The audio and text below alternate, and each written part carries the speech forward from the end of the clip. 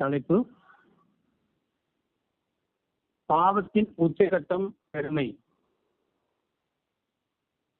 அன்பானவர்களே, பாவத்தின் உச்சகட்டம், பாவத்தின் தலைமையகம் பெருமை. லூக்கா 18ஆம் அதிகாரம் எல்லாத்துக்கும் தெரிஞ்ச வேத பகுதி தான். லூக்கா 18ஆம் அதிகாரம் 9 ஒரு சில வசனங்களை நான் வாசிக்கிறேன்.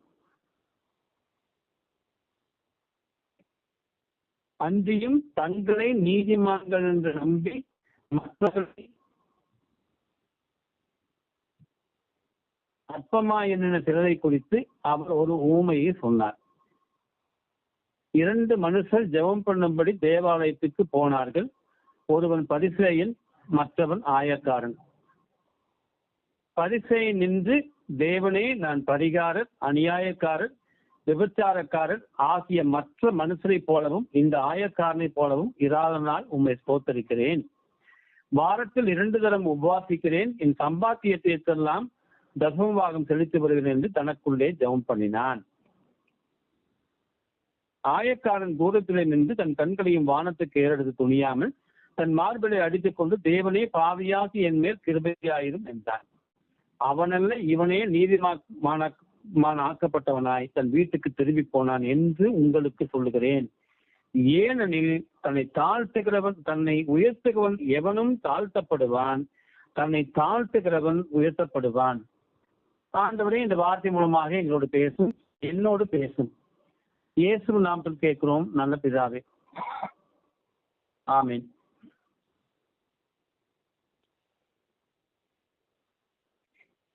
இன்னைக்கு நம்ம கொடுக்கப்பட்ட தலைப்பு என்ன? பாவத்தின் உச்சகட்டம் பெருமை. அன்பானது, லூக்கா 18 நம்ம பார்க்கும்போது தங்களை நீதிமான்கள் என்று நம்பி அப்படின்னு ஒரு வார்த்தை வருது. அப்ப அது பெருமைக்குரியவர்களை அது ஆண்டவர் குறிக்கிறார். தங்களை நீதிமான்கள் அப்படின்னா என்ன அர்த்தம்? நாங்க நல்லவங்க, நீங்கெல்லாம் பாவிங்க, நாங்கெல்லாம் பரிசுத்தவான்கள், நீங்கள் பாவத்தின் படிகளில் இருக்கிறீர்கள் என்று சொல்லாம நினைப்பது, துச்சமாக நினைப்பது. அன்பானது, அது ஒரு சில சபைகளில் இன்று இருக்கிற நிலை நீங்கள் அறிவீர்கள். அப்புறம் அடுத்தது அவன் அந்த பரிசேயன் இந்த ஆயக்காரனை போலவும், ஜெபம் பண்றதுக்கு தான் 2 பேரும் போறாங்க, ரொம்ப நல்ல விஷயம். ஆனா அங்க போய் அவன் என்ன பண்றான்? இவனை போல இல்ல அப்படின்னு மாதிரி அங்க சொல்றான். தன்னை குறித்துதான் தான் ஆராய்ந்து பார்க்கும்படியாகத்தான் இருப்பதுதான் ஜெபம். நான் எங்கே இருக்கிறேன்?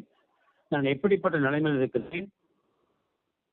நான் கர்த்தருடைய பிள்ளையாக பிறந்து பல வருடங்கள் ஆகியும் இன்னும் கர்த்தருக்கு பிரியமில்லாத செயல்களை செய்து வருகிறேன் என்பதை உணரும்படியாக. ஒருவேளை கர்த்தருக்கு பிரியமான செயல்களை செய்திருந்தால் ஆண்டவருக்கு நன்றியுள்ளவர்களாக இருக்க, பெருமைப்படாமல் இருக்க, தன்னை தாழ்த்தி ஆண்டவரத்திலே நாம் ஒரு நல்ல ஒரு ரிலேஷன்ஷிப் வைத்திருக்க. அன்பானது, அதுக்குதான் ஜெபம்.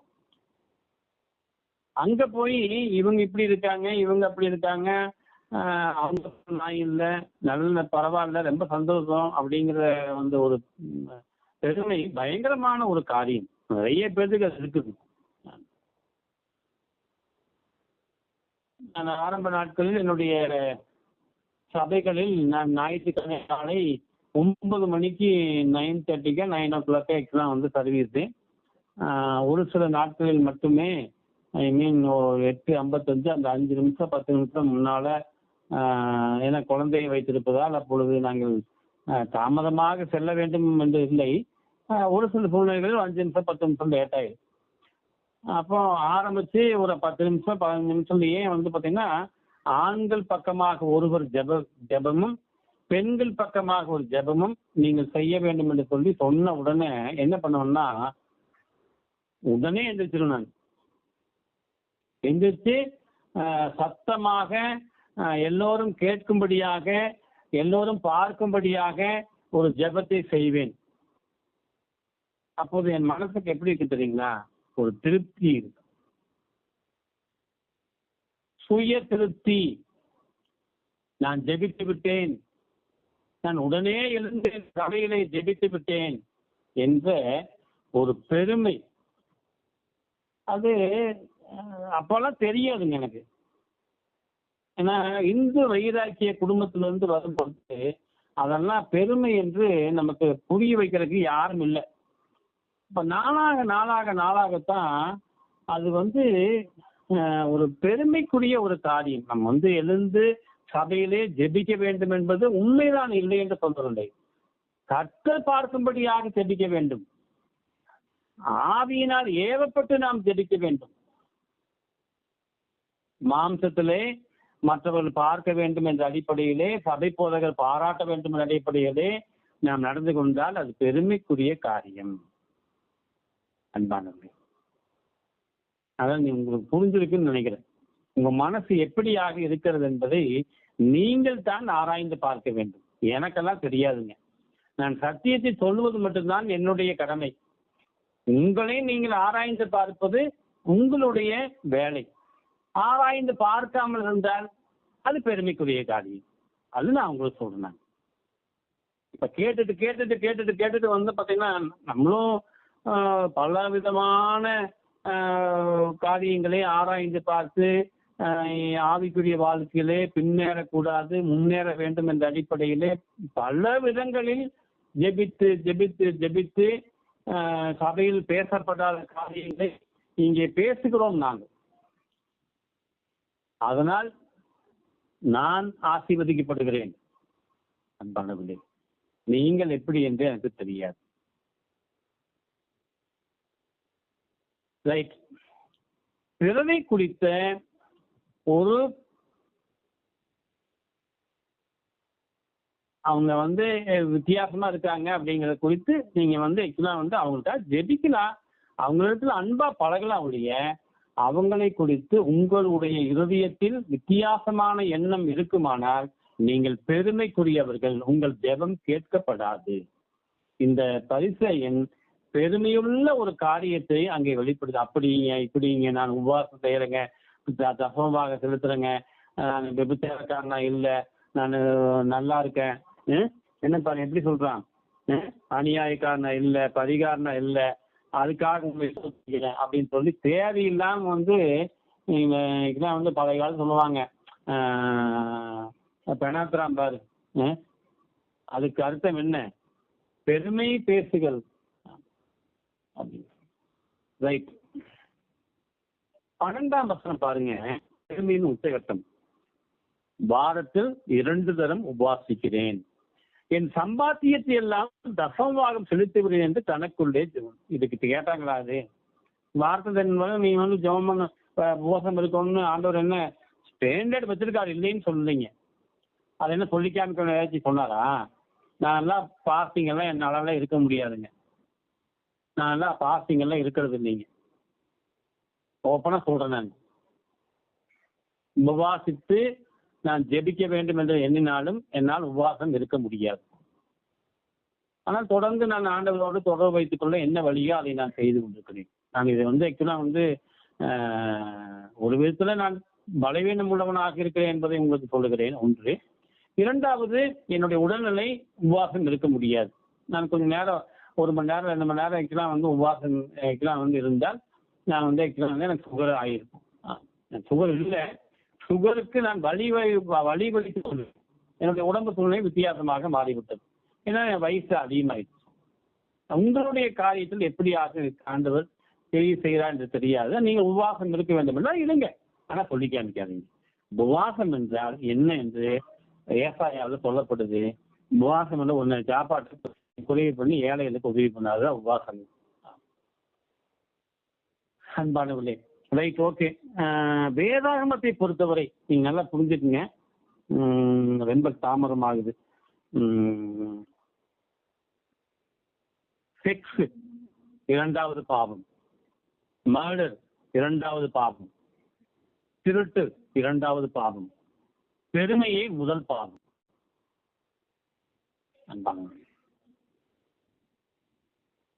லூசிபர் எந்த பாவமும் செய்யலைங்க. நான் சொன்ன பாவத்துல எந்த பாவமும் அவன் செய்யவே இல்லைங்க.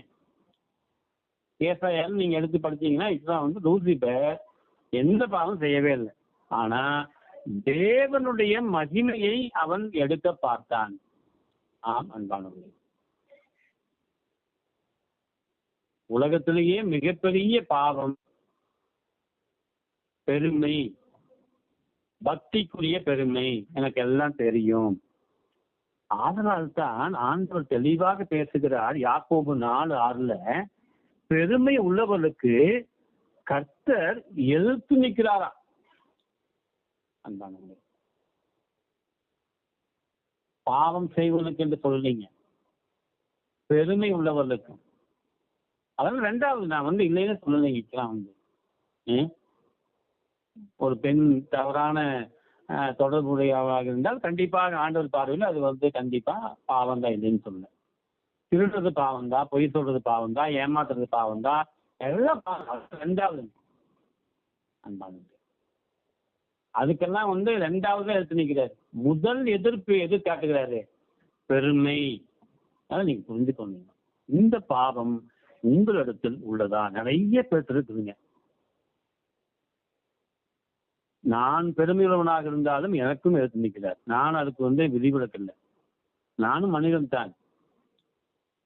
நான் பிரசங்கம் செய்தால நான் பெரியவன் நாங்க சொல்லவே இல்லைங்க. அன்பானவர்களே, எனக்கும் ஒருவேளை பெருமை இருந்தால் நான் பிரசங்கம் செய்கிறேன், மற்றவர்களுடைய பாவத்தை நான் சுட்டி காண்பிக்கிறேன் அப்படின்னு சொல்லி ஒருவேளை நான் பெருமை அடைந்தால் அது எனக்கும் ஆண்டவர் எழுத்து நிற்கிறார். பெருமையுள்ள உங்களுக்கும் எழுத்து நிற்கிறார். உபவாசம் செய்கிறாய், நன்று. உன் தேவைகளை கேட்கத்தான் உபவாசம் செய்கிறாய். உன் உள்நிலையை மாற்ற வேண்டும் என்று உபவாசம் செய்கிறாயா? எவ்வளவு பெரிய பெருமை! குணமடைய நீ உபவாசம் செய்கிறாய். என் தாய் குணமடைய வேண்டும், நான் குணமடைய வேண்டும், என் பிள்ளைக்கு நல்ல வாழ்க்கை வர வேண்டும், உபவாசம் செய்கிறாய், நன்று.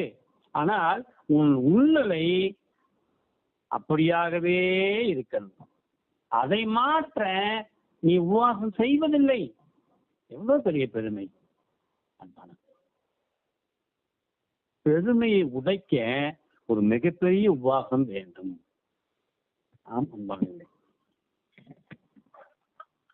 ஆராதனை வேளையில் 2 பேரை நான் அதை சொல்லிட்டேன். அது மறுபடியும் ரிப்பீட் ஆகுது. நான் பிறகு பார்க்கும்படி நான் ஜெபம் பண்ணினேன். அது பெருமை. அது ரொம்ப நாள் கழிச்சு தான் எனக்கு தெரிஞ்சது. ஓகே, அநேகர் தன் பலவீனங்களை ஆண்டவத்தில் சொல்லுவாங்க.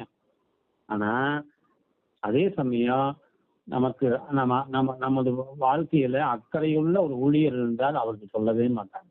ரகசியமாக மறைத்து வைத்துக் கொள்வார். அன்பானவர்களே,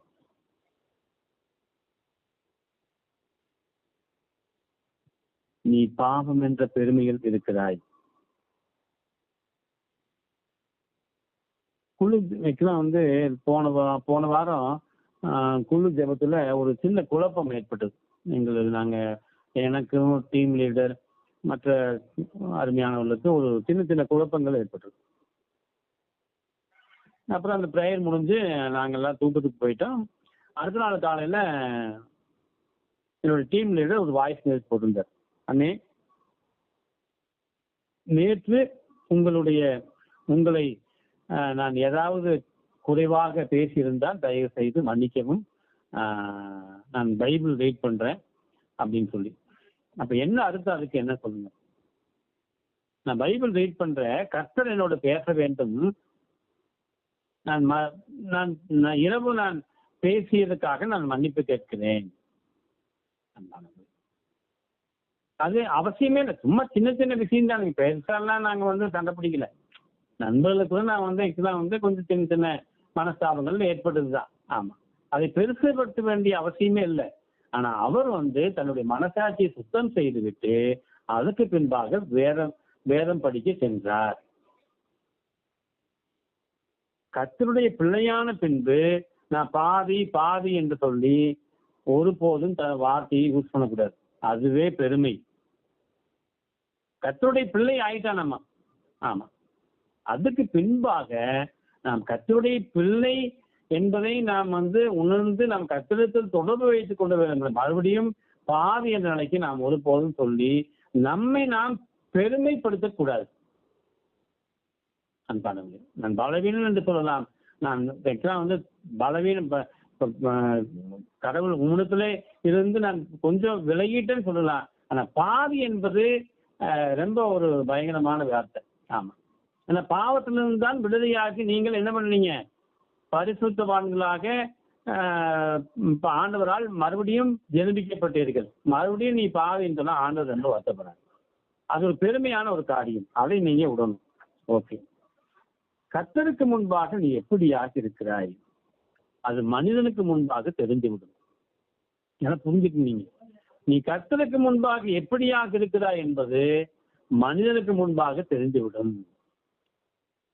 நீ பெருமை உள்ளவராக இருக்கிறீர்களா? அன்பானவர்களே, எனக்கு ஆக்சுவலா வந்து பாத்தீங்கன்னா 2005-6 சுனாமி அந்த சுனாமி வரும் பொழுது திருக்குறளியூர் என்ற இடத்திலே நான் போய் வந்து ஊழியம் செய்வேன். மாதம் ஒரு முறை அங்கே செல்வேன். அங்கே வந்து பிரசங்கம் செய்வேன். அங்கே வீடு சந்திப்பெல்லாம் செய்வேன். நான் அங்கே கனகராஜ் என்ற ஊழியர் இருந்தார். இப்போது அவர் தவறிட்டாரு. அப்புறம் அந்த 2 வருஷம் 3 வருஷம் போயிட்டு இருந்தேன் நான். அந்த சுனாமி ப்ராஜெக்ட் முடிஞ்சதுங்க. அதுக்கு பின்பாக நான் ஊழியத்தை கட்டுவதற்காக மறுபடியும் செல்ல வேண்டும் என்று சொல்லி என் ஊழியர் சொன்ன பொழுது போகக்கூடாதுன்னு சொல்லிட்டார். ஆண்டவர் போ என்கிறார், இவர் போக வேண்டாம் சொல்றாரு. ரைட். அப்ப நான் தெரியாம போனேன். என் சொந்த காசை செலவு பண்ணி போனேன். நான் உழைத்து சம்பாதித்து கர்த்தர் கொடுத்த பணத்துல தான் போனேன். அப்ப இந்த கோயம்புத்தூர் ஊழியர் என்ன பண்ணிட்டாரு, இந்த திருக்குறியூர் ஊழியருக்கு கனகராஜ் கிட்ட அவன் வந்தா மான மரியாதை தெரிவித்துடுன்னு சொல்லிட்டாரு. எனக்கு அதெல்லாம் தெரியாதுங்க. சரி, ஓகே, விட்டுருங்க, இதெல்லாம் முடிஞ்சது. நீண்ட வருடம் கழித்து நான் இந்த கனகராஜை போய் சந்திக்கிறேன். உடம்பு இல்லாத சூழ்நிலையில் அவர் இருந்தார். அந்த இறப்பதற்கு முன்பாக ஒரு வருடம் முன்பாக. அப்ப என்ன சொல்லணும் யோசிச்சு பாருங்க. ஐயா, நான் வந்து எவ்வளவோ நீங்க வந்து ஊழியத்துக்கு உதவி பண்ணீங்க. ஆனா நான் ஒருத்தர் பேச்ச கேட்டு உங்களை நான் வந்து தப்பா நான் வந்து நடத்திட்டேன், என்னை மன்னிச்சுக்கணும்னு கேட்கணும் வேண்டாமா? ஒண்ணுமே கேட்கலீங்க அந்த ஆளு. நான் அங்க அந்த வீட்டுல 1 மணி நேரம் 2 மணி நேரம் நான் ஸ்பெண்ட் பண்ணேன். நான் மன்னிப்பு கேட்பான்னு சொல்லி அடிப்படையில் நான் போனேன். அந்த மனிதனை நான் நேசிக்க வேண்டும் என்ற அடிப்படையில் உடம்பு சரியில்லாத சூழ்நிலையில சரி நான் போய் பார்க்கலான்னு சொல்லி போனேன். நான் போனோம்னு அந்த ஆள் கொடுத்தாதான். யோசிச்சு பாருங்க, ஒரு ஜெபிக்கிற மனிதன் வந்து ஒரு தப்பு பண்ணிட்டேன். அந்த மனிதன் அந்த தவறு செய்த அந்த மனிதன் வந்து பக்கத்துல வந்தா தெரியாதா? யோசிச்சு பாருங்க. அதனால தெரியலீங்க, ஒண்ணுமே புரியல. அப்படியே செத்து போயிட்டாரு. மேல எங்க இருக்க எனக்கு தெரியாது. ஆனா பாதிரியாரெல்லாம் வந்து போச்சு பரலோகத்துக்கு போயிட்டாருன்னு சொல்லிட்டாங்க. எனக்கு தெரியாதுங்க. தர்மியான நாள்ல நான் என்ன சொல்றேன்னா, ஏன்னா மனுஷன் வந்து ஆக்சுவலா வந்து தப்பு பண்ணிட்டா அதை சரி செய்ய வேண்டாமா? ஒரு சபைக்கு நீ ஊழியனா இருக்கேன், எவ்வளவு பெரிய பயங்கரம் பாருங்க.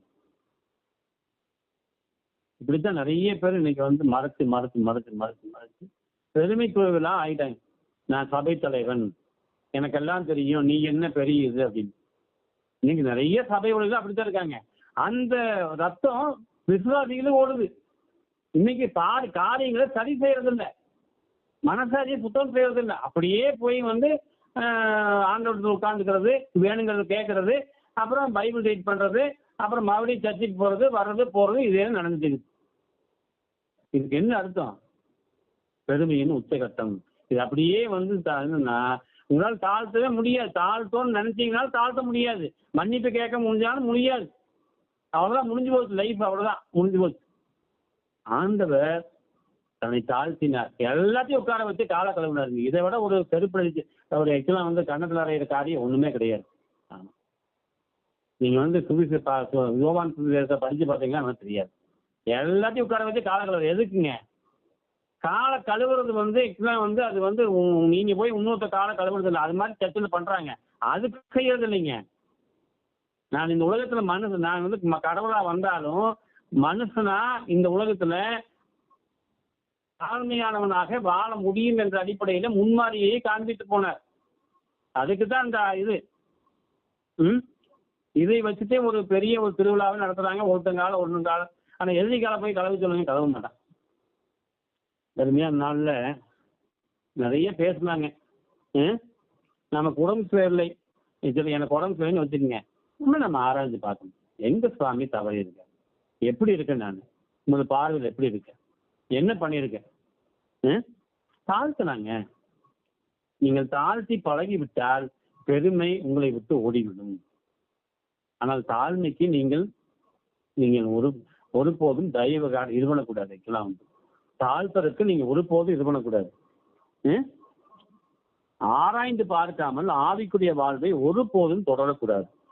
சங்கீதம் 51 நீங்க படிச்சீங்கன்னா, தாழ்மை அவன் வந்து பாவத்தை அறிகிறான், மன்னிப்பு கேட்கிறான். சங்கீதம் 51 12 13 பாருங்க என்ன சொல்றாரு பாருங்க. அங்க எவ்வளவு பெரிய தாழ்மையான ஒரு காரியம். உமது தேவனே சுத்த இதயத்திலே சிருஷ்டியும் நிலையான ஆவியை என் உள்ளத்திலே புதுப்பியும். ஓகே, உமது சமூகத்தை விட்டு என்னை தள்ளாமலும் உமது பரிசுத்த ஆவியை என்னிடத்திலிருந்து எடுத்துக்கொள்ளாமலும் வரும். உமது ரத்தினத்தின் சந்தோஷத்தை திரும்பவும் எனக்கு தந்த உற்சாகமான ஆவி என்னை தாங்கும்படி செய்யும்.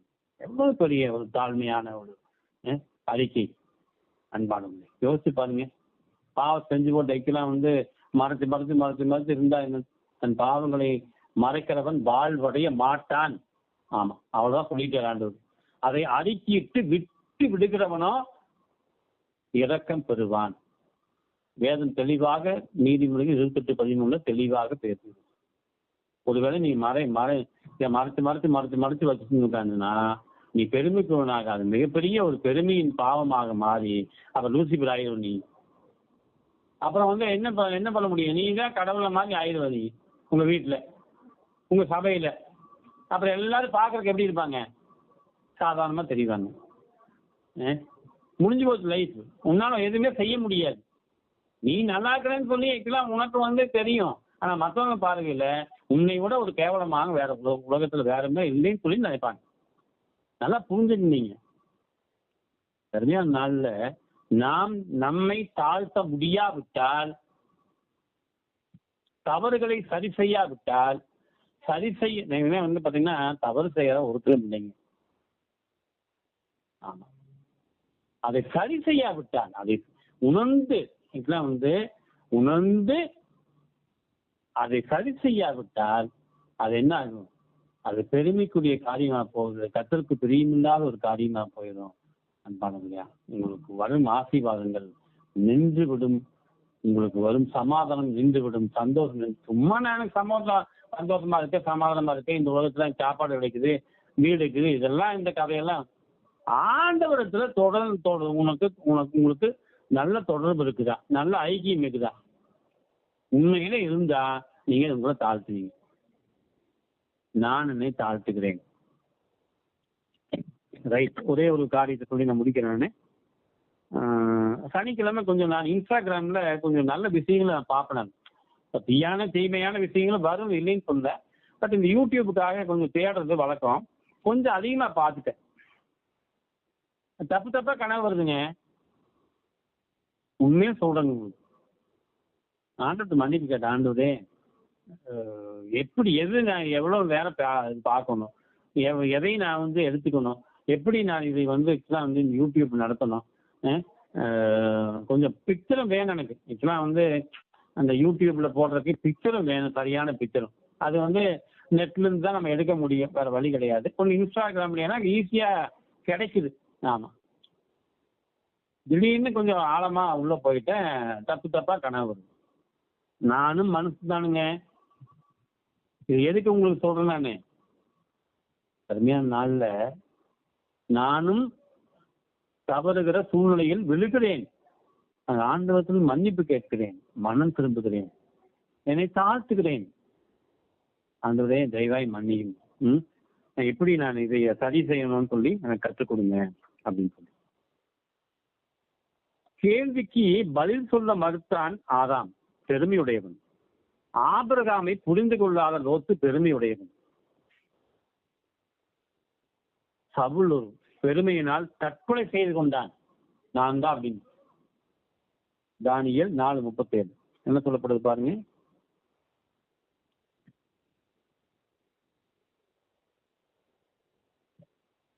தானியேல் 4:37 ஆகையால் நேபுகாத்நேச்சாராகிய நான் பரலோகத்தின் ராஜாவை புகழ்ந்து உயர்த்தி மகிமைப்படுத்துகிறேன். அவருடைய கிரியைகள் நாம் சத்தியமும் அவருடைய வழிகள் நாம் நியாயமானைகள்.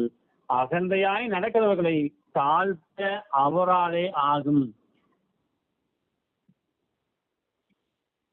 உங்களை தாழ்த்த, உங்களை பெருமையின் காரியங்களை சுட்டி காண்பிக்க கர்த்தர் தான் உதவி செய்யணும். என்னால நான் மனுஷன், நான் என்னால என்ன செய்ய முடியும் சொல்லுங்க. வரலாம் நான் பாருங்க ஒரு 5 நிமிஷம் என்னால நான் முடிச்சிருந்தேன். புதிய ஏற்பாட்டுல பக்திமான்களாகிய பரிசேயர்கள் செய்து பெருமைக்காரராக இருந்தார்கள். அதனால்தான் ஆண்டவரை அவர்கள் புரிந்து கொள்ளவே இல்லை கடைசி வரைக்கும். அந்த பெருமையின் உச்சகட்டம் தான் இயேசுவை சிலுவையில் அறைந்தது. இதுக்கு மேல ஒண்ணுமே இல்லைங்க. நீங்கள் சிலுவையில் அறைகிறீர்களா? பெருமையின் உச்சகட்டத்தின் பாவத்தில் இருக்கிறீர்களா? இன்றே மனம் திரும்புங்கள். என்னை தாழ்த்துகிறேன் ஆண்டவரே, என்னை உடைத்து உமக்கேற்ற பாத்திரமாக என்னை மாற்றும். ஆங்காங்கே நான் சிதறி இருக்கிறேன். நான் பைபிள் படிக்கிறேன், நான் ஜெபம் செய்கிறேன், நான் ஆலயத்துக்கு பரிசுத்தமாக வாழ்கிறேன், பரிசுத்தமாக வாழ்கிறேன். பெருமை அன்பாளங்க வேணும், நான் இல்லைன்னு சொல்ல, பரிசுத்தம் வேண்டும் இல்லைன்னு. ஆனா அதுவே பெருமையாக கூடாது அன்பாளம். நான் பைபிள் படிக்கிறேன், நான் ஜெபம் செய்கிறேன், நான் வேதம் படிக்கிறேன், நான் பிறந்த கிறிஸ்துவர். பயங்கரங்க அன்பாளங்க, உங்களை நீங்கள் தாழ்த்துங்க. தாழ்மை ஆண்டவரின் இன்னொரு வடிவம். அந்த வடிவத்துக்கு உங்களை ஒப்புக் கொடுங்கள், மன்னிப்பு கேளுங்கள், மனம் திரும்புங்கள். பெருமையின் பாவத்தை உடைக்க உங்களை நீங்கள் ஆண்டவருக்கு சிலுவைக்கு உங்களை நேராக நடத்துங்கள் அன்பானது. அன்புள்ள சுவாமி, இந்த அருமையான நாளுக்காக நன்றி. மறுபடியும் ஒரு நாளை கொடுத்து பெருமை உள்ளவர்களுக்கு தேவன் எதிர்த்து நிற்கிறார் என்ற அடிப்படையிலே நாங்கள் சிந்திக்க எங்களுக்கு ஒரு நல்ல செய்தியை கொடுத்தீர். நான் இந்த பிரசங்கத்தை செய்துவிட்டேன் என்ற அடிப்படையிலே ஒருபோதும் நான் நினைத்து பெருமை கொள்ளாதபடி என்னை நான் தாழ்த்துவேன் சுவாமி. உதவி செய்யும் வழிநடத்தும் நீர் மகிழ்ப்படும். எங்கள் ஜெபத்தை கேளு. உமக்கு பிரியமானவர்களாக இந்த உலகத்தில் வளம் வர எங்களை உருவாக்கும். உமது கருத்துல ஒப்புக் கொடுக்கிறோம் ஆண்டவரே. இயேசுவின் நாமத்தில் கேட்கிறோம் நல்ல பிதாவே. ஆமென். ஆமென். தேங்க்யூ.